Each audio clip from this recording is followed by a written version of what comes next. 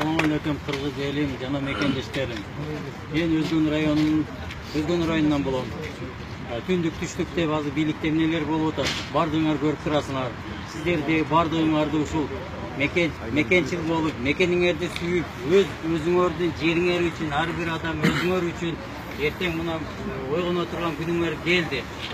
Себеби эртең 25 мартта Садыр Нуркожоевич Жапаров Кыргызстанга барган атат. Мунун бара турган себебинин биринчи максаты мунун жасаган ишин бардыгыңар билесиздер.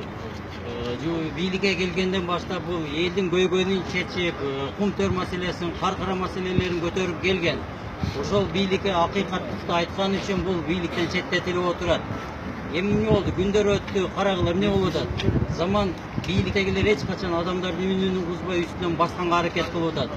Мен бийлик күч органдарына да кайрылып кетер элем. Айланайын кыргызстандык мекендештерим, силердин ата-энеңер, бала чакаңарды эртеңки күндө Кыргызстанда жашаганын ойлосоңор, эч кандай ал жерде элге күч жасабагыла.